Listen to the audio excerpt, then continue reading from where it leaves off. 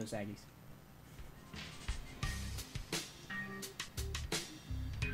Foxconn has plans to add 1 million workers in the future, but they're going to be robots. Logitech drops the Revue product to $99. The Netflix Chrome OS plugin could be right around the corner. Acer's Iconia tab is going to launch this month for $300. And the Nintendo 3DS was dropped to $169. But if you got one before now, you get 20 free games. All this week on Gadget Gurus. Gadget Gurus, episode 60. It's Monday, August 1st, 2011. I'm kind of digging this for a change. We got a little bit of easy listening music kind of deal going on. Easy listening Easy music. listening. Easy listening on EBC 105.3. So, Jeff, how you doing today? I'm doing super. For those that missed us, I got a couple of nice comments saying that they missed us, including Ram Francis, a couple other people I forgot. Said that they missed us on Thursday as well as Saturday. If you're wondering, you are correct. We did not have shows then. And I would encourage you to sign up for the pbcasttv newsletter. pbcasttv.com/newsletter is a great place to go because I detail things that we don't talk about on the shows, like some schedule changes or who's going to be on some of our new our new episodes this week. One other thing, I didn't mention this on, it might have been Fab Lab, I can't remember. Since we're not doing PB at, I think it was Gadget Gurus, as a matter of fact, but since we're not doing PB at night anymore, Gadget Gurus and Fab Lab will go up on the night that they're recorded. So I know a lot of people don't sit and watch their RSS feed for our, podcast, because most of our viewers watch live or either on YouTube. But if you do, that's a change. So look for the episode the night after it's recorded, 2 or 3 hours maybe, given how long it is. But anyway, Jeb, you mentioned to me when you came here that you had a really awesome gadget that you were going to bring over, but you forgot it. So, but before that, oh man, I almost forgot about that. it's Mia Monday. It is Mia Monday. Yay. I forgot to wish everyone a happy Mia Monday. Yeah, Monday. So, my gadget that I was going to bring today, which we'll probably do next week. Yeah, we'll do it next week. But it's pretty sweet. And I want to start. We've got some news about these, about the Google TV, and I know Jacob has his. And I want to. We're thinking about cutting the cord here in the next couple months here in the house. Jacob's already done that. He's one of those awesome people. But and also, I don't know if this would be suited more for Tech Weekly or Gadget Gurus. I want to get your review, and I guess mine and your combined review of Netflix, because you signed up for the 30-day. Did you sign up for the plan, or did you get 30 days I'm full free? on it. Okay. I'm full on it now. We are as well. So I'm thinking not this week because we are having a guest on Tech Weekly, but maybe we'll talk about it.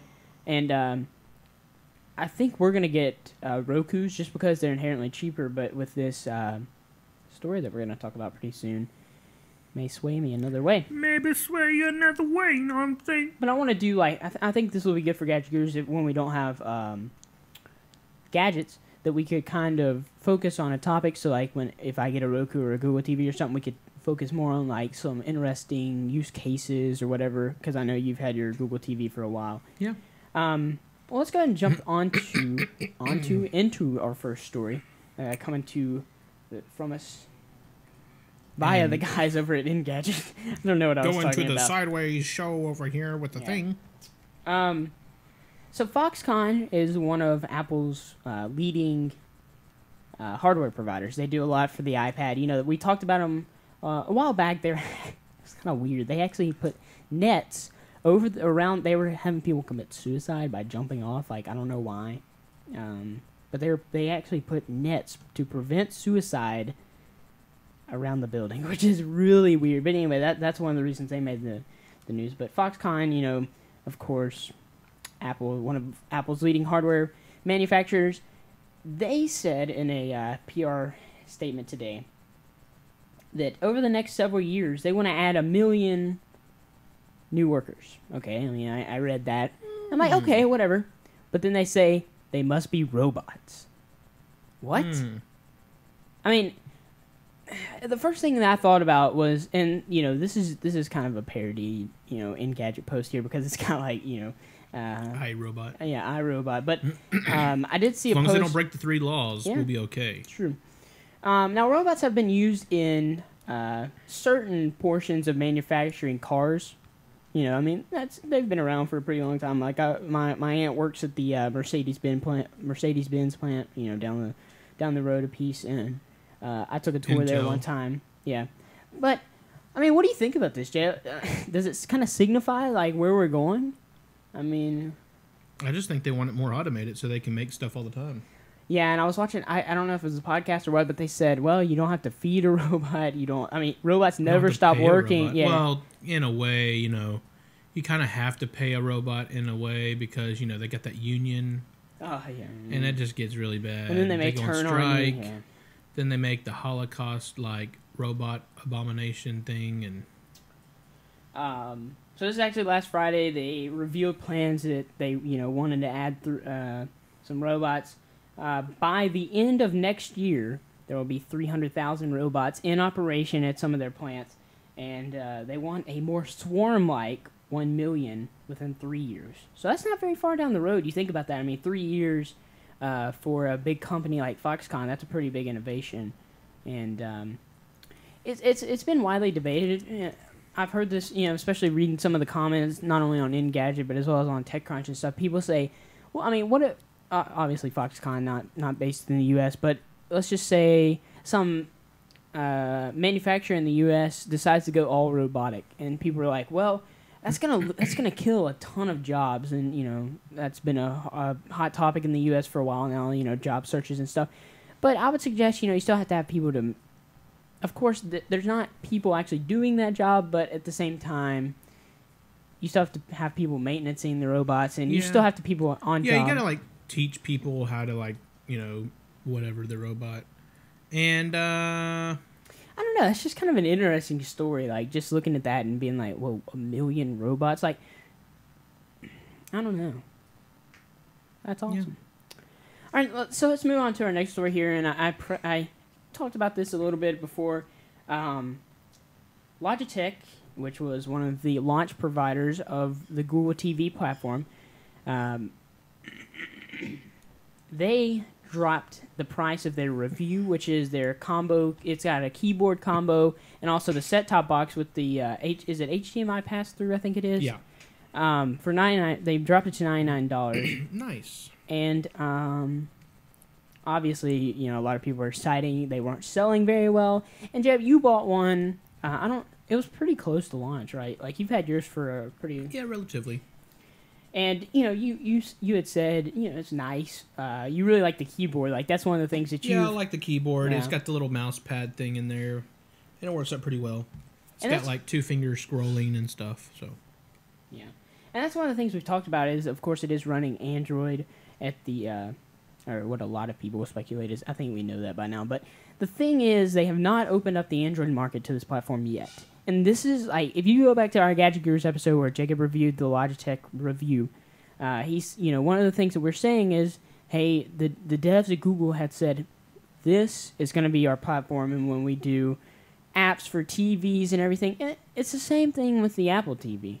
I mean, the only real platform that has apps is Roku and Boxy, and those aren't, you know, like, I don't know. I mean, they have apps for the Google TV, but they're built in. But it's preloaded apps, and they're actually APK files. So I mean, they have the ability, but it's just there's no way of getting them onto the. Yeah, you had tried this before, and this is one of the things that we said that we were kind of hopeful for is even if they didn't release the Android market on there, that maybe some of the people over at XDA or something would be porting some apps or something. And they do have the but ability to root really it now, hard. but you got to like solder wires in a junk and make your own. I'm like, no, I'm not doing that. So $99, that puts it right even with the highest Roku model, which gives you 1080p video. You know, I think it's got Wi-Fi in, but anyway, it's about the same thing. But one of the awesome things that this has is HDMI pass-through. I always like that, and as well as I think it's Dish Network, which doesn't really, you know. A lot of people are cutting the cord if they're going to use one of these set-top boxes. Yeah, but if you're just wanting this to like augment your TV viewing experiences, if you have the right kind of Dish Network box, it actually can interact with it, tell it to... And the DVR as well. I think it can index DVR searches and stuff. I mean, that's pretty cool. And so, like, while you're watching, like, while you're watching, say, like a basketball game, yeah, you can hit search or whatever, and it'll give you more info about that game. Yeah. Like, that you're watching on the Dish Network. So, like, basically, the Google TV overlays itself over what you're watching on TV. So, it's kind of cool because you can, like, search for things and still see it up in, like, a little, like, picture-in-picture thing. That was one of the awesome things that I always thought was, you know, like, the key feature of the Google TV, because it was almost an interface rather than its own set. You know, like, it was supposed to work alongside everything that you already had, rather than a Roku where you just switch your HDMI input and you're just on a Roku, you know? And see, and what actually I do is I have my Xbox hooked up like it would be the DVR part of it. Yeah. So what I do is I hit the TV button on the keyboard, and then it pops up my Xbox. And then I can still, while I'm playing Xbox, in the middle of a game, I could hit search and get up on the internet and search for something, and you could get and on not Twitter. leave the Xbox. It has Twitter, right, and a couple other things that you can do. Yeah. And one of the cool things that, I think I was over at your house one day and we were watching YouTube videos through the browser. It works really nice. It has Flash, right? Or in some case. It's Google Chrome is what it uses as the browser, pretty much just like the phone, and. Just like the phone, you don't have ad blocking ability. You don't have like add-ons. Yeah, it's not like a Firefox. It's not Google Chrome in the sense of putting on extensions and stuff. I think it's like a mobile browser port that they're just like, hey, we'll call this Chrome. Yeah, like, and they give you the support with a mouse. Yeah. Because it's not like touch sensitive. Of course, your TV's not. Now, so you have like a mouse. Yeah. So. And that's one of the cool things about the Revue. It's actually on the keyboard, so you've only got one device now. That was one of the big draws with the Logitech Revue is you got the keyboard, like I already said, but besides like the Sony built-in TVs, I mean, those were cool, but like I hated that little block controller thing that they had. I mean, I don't know. But one of the things I always cited, I think I did this in the original review, that $300, like I was all excited about this when we started talking about it, but $299 was way too expensive in my opinion. And that's one of the reasons why they didn't sell. $99 almost feels too cheap for me. Like, and I know they did this just to move. But it's good to get it in there, get it in the market. So because that Roku that I was talking about, the only thing you can do on it, it's got the little. It doesn't even have a keyboard on the controller or on the remote. That's the Boxy that has that. The one that comes with the Sony Blu-ray or whatever, or the Sony TVs, LCD both screen. of them, it's weird because it's got like a directional pad thing that has the mouse built onto it. It's like like a touch sensitive weird thing. Yeah. But I don't know. I like that the best because it's a keyboard. I mean, you can type with it. It's nice. And see, this is one of the reasons of how we justified that $299 price point is because the Revue. You got to think that probably costs like if you just bought that separately with the. It'd probably be about $100, and then I mean, you're pretty much buying like a little net top for your for your TV. So and plus that keyboard, that's wireless keyboard, and it was it's pretty much like one of Logitech's better keyboard offerings, but it's designed for the Google TV. It's got the surge functionality and stuff. Yeah, and they have a similar keyboard now available as a wireless keyboard for your PC. Yeah, it looks just like it. And it works really well. And they're like, most of those are like $60, $70 for the keyboard and mouse combos. So like, that's how we justified it.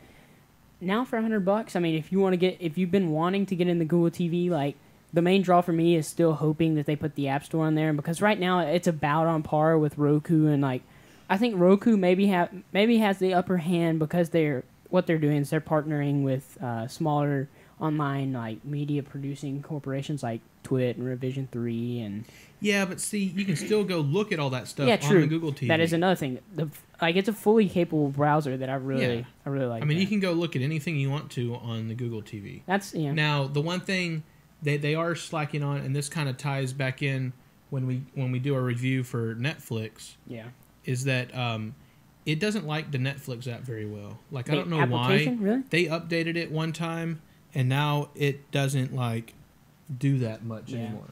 And I mean, that would be something I have to look at because that's one of the big draws right now for and the Google TV is Netflix. Well, see, and I use my Xbox for Netflix. Yeah, I really like that interface. I mean, it's got like it kind of reminds me of the cover flow on iOS or whatever. Yeah, and I mean, it's like a couple extra like little steps to do it on the TV, but it's better than having to like reset your cache data in your Netflix and then re-log in and then it works, and then it kept giving me this error that it couldn't log. I don't know. It was being stupid. So yeah, I'm really looking forward to that Netflix thing, and I think you think we'll do it on Gadget Gurus or Tech Week? I don't know.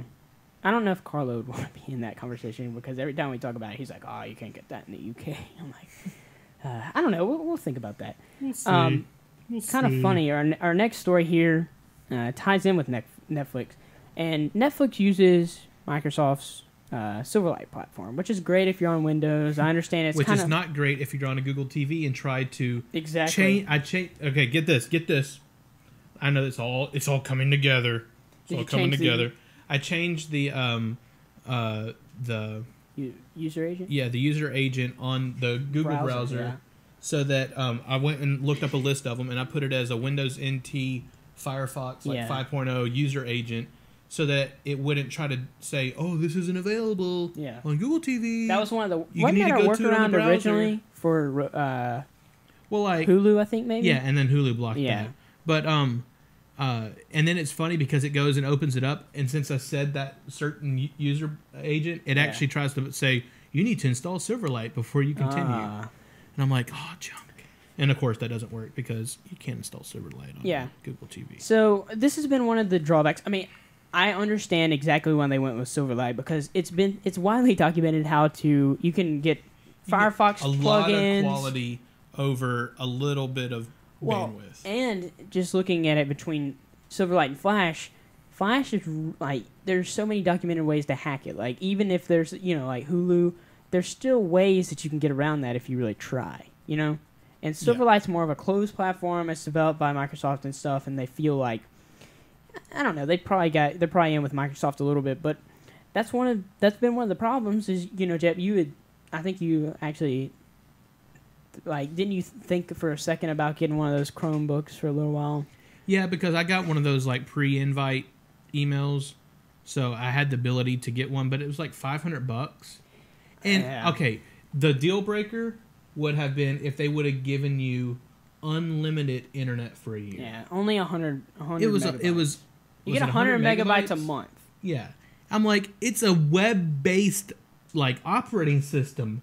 How are you not going to use that up? I think this is what is in the cards for these Chromebooks, is that they're going to be like if they can get those down to a subsidized price, $200, something like that, and maybe they bundle internet, or if it was $500 and I got a year of internet free. $500, yeah. If I got a 1 year of unlimited internet included in that $500, probably be worth it. I would have bought one. I would have said, okay, sweet, cool. Because I like the 2-second boot up. That's kind of cool.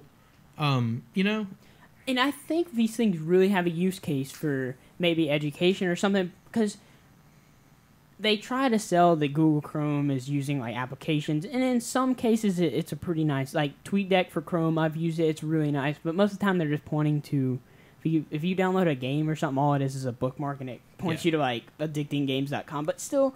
I think Chromebooks have their place if they can get the pricing down, or like you said, get that worked out. They just got to get that going because you can't have a cloud-based operating system without internet. And if you run out of your usage, and then you're like, now what do I do? And all my stuff is on the internet.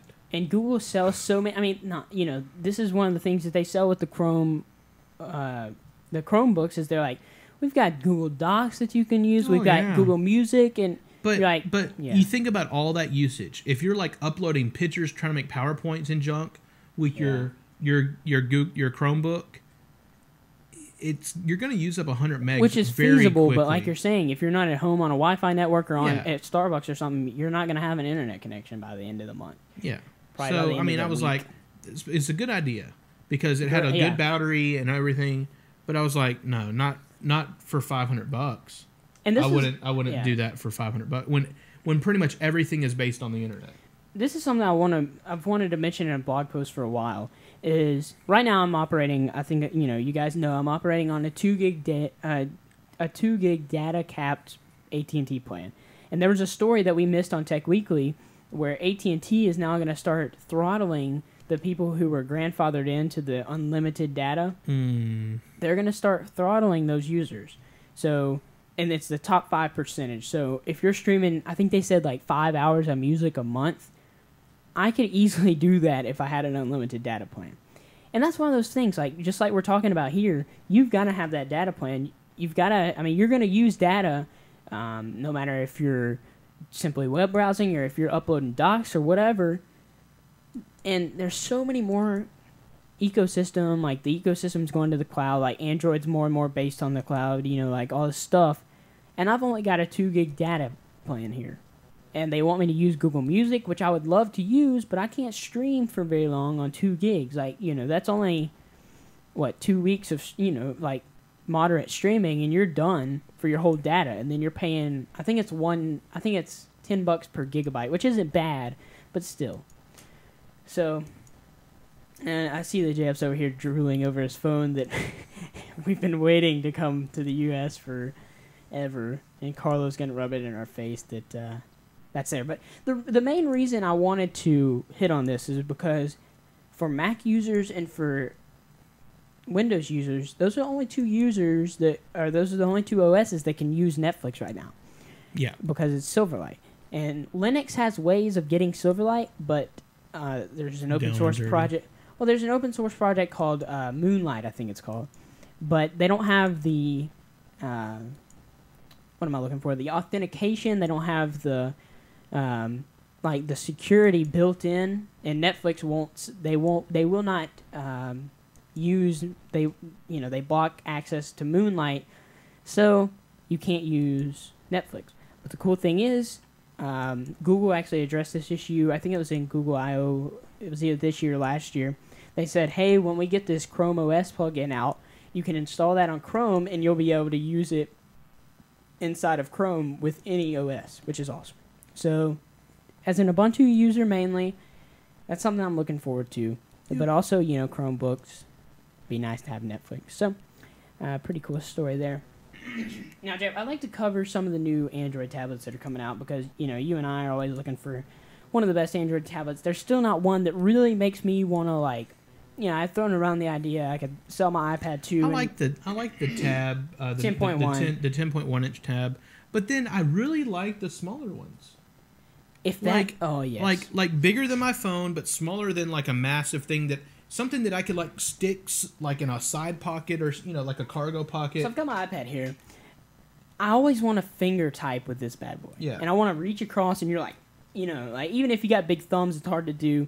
That 7-inch tablet, like you're saying, and I saw Samsung's touting an 8-point-something-inch tablet, which may be the right size because the. And I like the ones that are like very small bezel.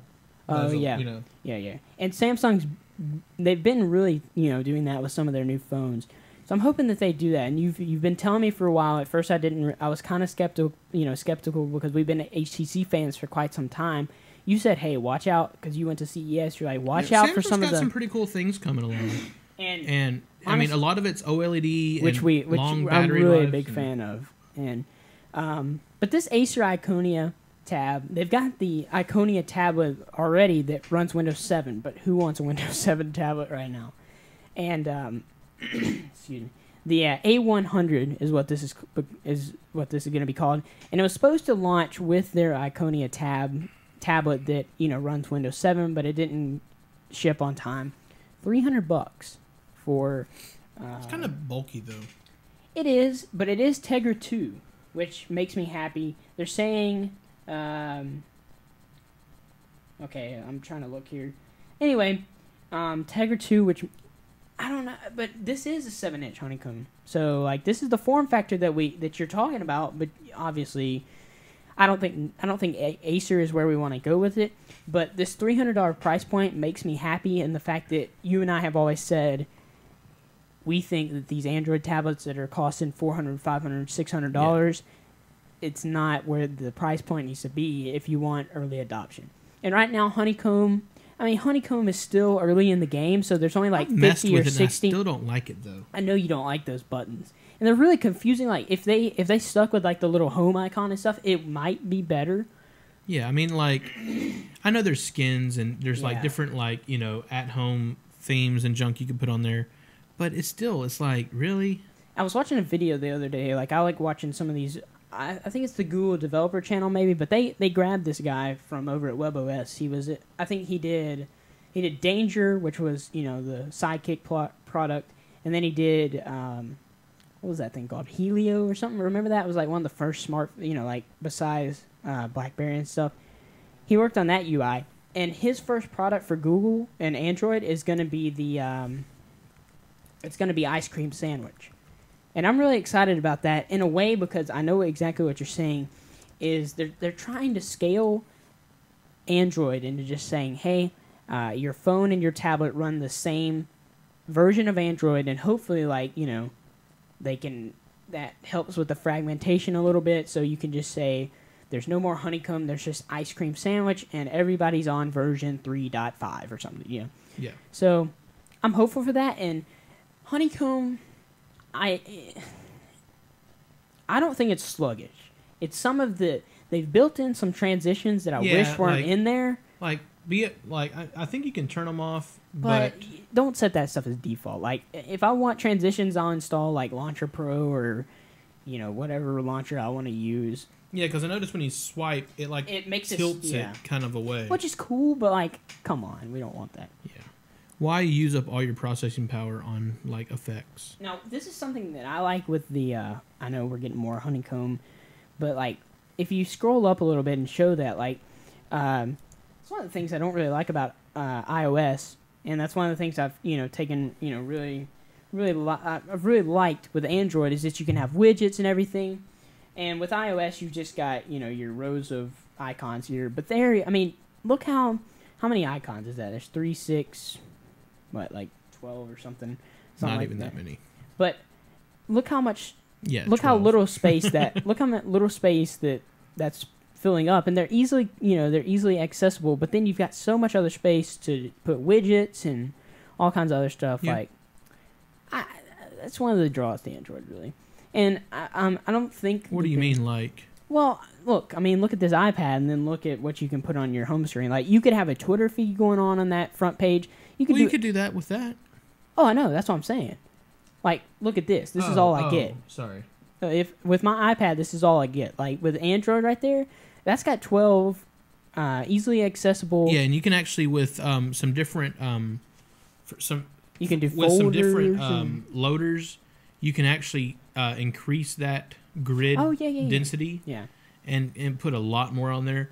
But I mean, at the end of the day, I don't when it comes to this form factor, I wouldn't want the same. I wouldn't do it the same way that I do my phone. My phone, I like to have stuff I use all the time right there. Yeah. But with this, I would almost use it like I would use a computer, and put everything maybe a couple things down at the bottom that I always am going to, but then everything else is away. Yeah. Because you're really getting the tablet for the screen size. You're not getting it for desktop, storage space or something. Yeah. It's like... I don't know. I mean, I've never been a huge fan of, I use widgets. The only widgets I use on my Android phone are ones that take up one column or one row. That's it. Because I don't want, even with a 4.3-inch screen... I wish I could get back the HTC calendar. Because I like that. That was a nice... HTC makes some really good widgets. Yeah, but once you go away, it's hard to get any of those back because it's integrated into their Sense. And that's one of the things that, kills Android in a way is because you've got HTC Sense, you've got, Moto Blur, which is... Bleh, and then you've got, some TouchWiz. LG has its own little thing. And so I don't know, but I'm really interested in some of these new tablets, but like Jeb said, I think we need to stay focused on what Samsung's doing because... I don't know. I'm looking at these dual-core Tegra 2s, I'm like, wow, some really awesome processing power. The apps aren't there yet, but you've got to realize, Android's growing, extremely well. I think, the iPad is still outselling these things like crazy, but... Yeah, and then you see that Apple's doing more lawsuits on people now. That's something they're going for not carriers. They're going for manufacturers like HTC. They're trying to patent everything. well, we were the first ones to do the whole electron through a conductor, so you guys are going to have to stop doing that. Yeah. I don't like that. That's one of the reasons I haven't been a big Apple fan over the years. I'm just like, you guys have the ability to innovate. Why don't you just sit back and innovate? And yeah, don't try to like sue the people, sue your competitors. Like, just make a product that competes with them. Okay, in a way, I understand why there's patents, because you don't want... I know, but I'm just saying, like, you can't get to the point where, like, well, we did the pinch to zoom. You can't do that. Yeah. Like, you can't... That's like saying that Windows, or, like, whatever was the first to use a mouse That would be cursor. like Ford going to GMC and saying... Oh, you can't drive down the road. We did that. Yeah, pretty much. I mean, I'm like, no. Oh, you can't roll on tires. We're doing that. We patented that. Or Ford saying that we were the first to put an engine inside of a car. Yeah, I'm like, no, you can't do that. So I'm not too worried. Like, I pay attention to those news stories that are like, hey, there's another lawsuit going on around Android. Yeah, but most of the time there's so many going on that you just don't even know about them. And sometimes news people just go, oh, look, we got wind that there's a lawsuit going on. Hey, let's bring it out in the public. And everybody's like, oh my gosh, what's happening? And it's really buzz stories. Like a couple weeks ago, HTC and Apple, I think Apple ended up winning the lawsuit, but they'll just pay them off or something. But they're like, oh, Android could be dead. I'm like, no, Android's not going to die. And for second of all, it's based on Linux, so I've still got my whatever. I could just head over to XDA, and there'll probably be a Linux, whatever. I don't know, but...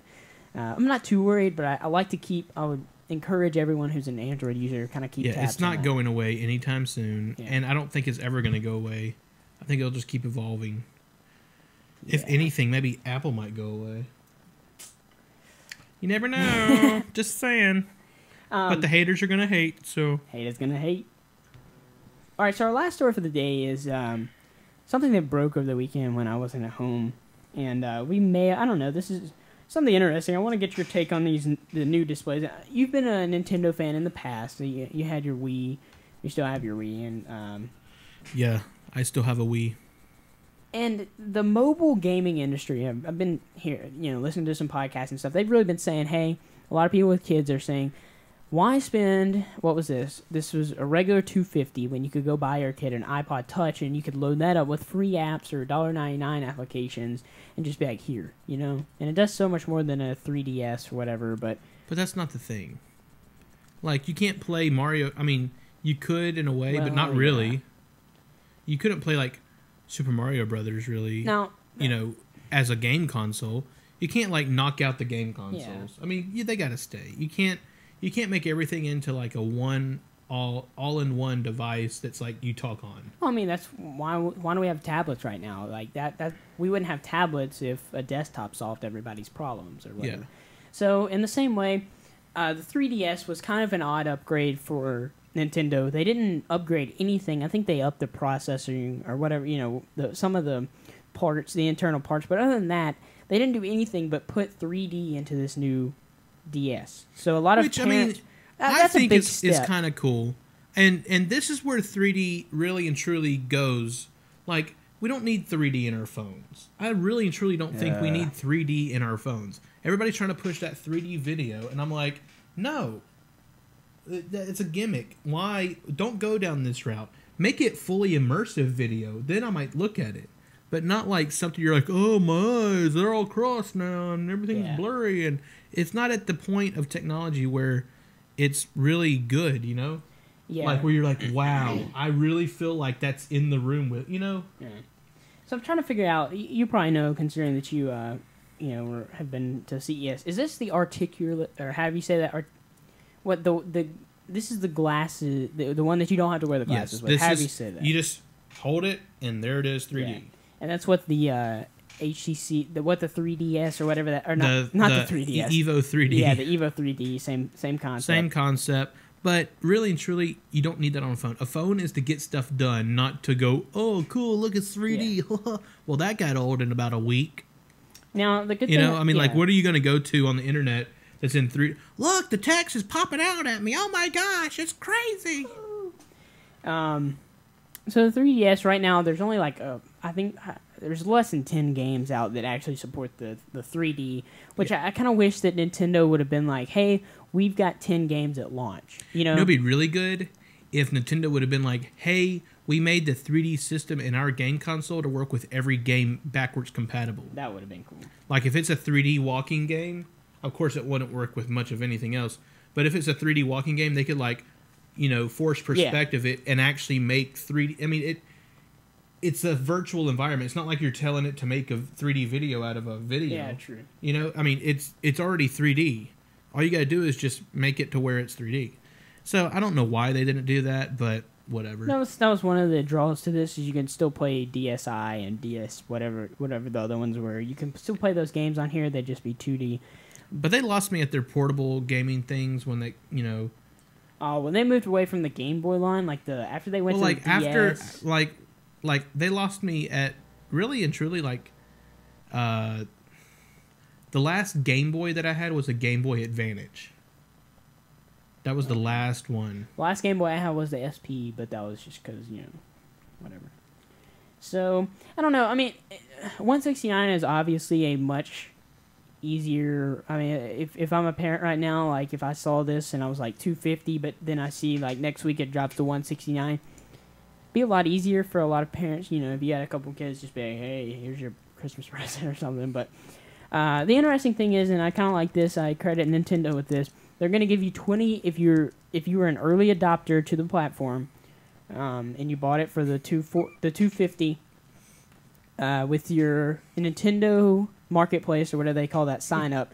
You can download 20 free games, and 10 of them are NES games, and the other 10 are I can't remember. I think they're just 10 are the virtual games. So, I mean, that's cool that they're giving you 20 free games, but, you know, I don't know. And August 12th is the day that 169 will come into effect, so... yeah. Yeah, and Carlo is in the chat correcting me that it's a Game Boy Advance, not a Game Boy Advantage. And I said, no, mine was a cheap Chinese knockoff, so... Oh, okay. So, you want the Game Boy Advantage? You want the Game Boy Advantage? Oh, it's like regular Game Boy, but you have an Advantage. Yes. Oh, gosh. That's great. All right, well, I guess that pretty much does it for this episode of Gadget Gurus. As always, you can follow all of the things that we do over at pbcast.tv. Thank you, Sue the XL in the chat room, for providing that. Yeah. And all of our links work now, by the way.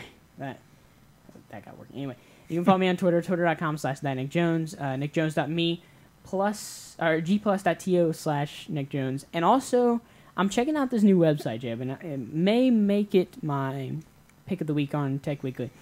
But you know how Flickr still looks like it's like 2000 for their web design? Like, it's kind of a bad web design. There's this new thing called 500pix, or it's 500px.com.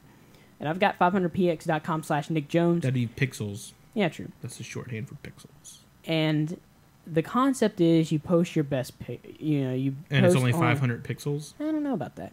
I haven't really checked it out yet, but I did get 500px.com/nickjones. So if you're on that, follow me, whatever, blah blah blah. So yeah, and nickjones.me, my blog. I'm doing a lot of like random blogging. So if you just want to read what I do, there you go. No, Joe, I knew about that before the right way to photograph. So, but they did suggest that, which is awesome. So you can follow Jacob on Twitter, twitter.com/FREAKINGE, and JacobRoberts.me. And it's pronounced freaking huge. Freaking huge, yeah. And JacobRoberts.me/the plus sign to get to Jacob's Google Plus account. I might just do them both. I might make another redirect for actual plus. Yeah, that would be good, just in case somebody like... Just in case. Be like JacobRoberts.me/plus. Like, which way? Either way. Matter. However you want to do it, actually. You know. Just saying. Yes. And then you can follow pbcasttv on Twitter, twitter.com/pbcasttv. I'm really interested in when Google is going to launch their branding pages for Google Plus, because I don't want to throw like all of our PBcast TV content up there and then be like, oh, you're going to have to get this taken down because you're not this isn't a real affiliate. Name. Yeah, whatever. So I'm hoping for that day so we can get, because Google Plus, great interaction, and plus hopefully the branding pages will have Hangouts. That way everybody can just add one account and be able to hang out with everybody. So that's what I'm hoping for.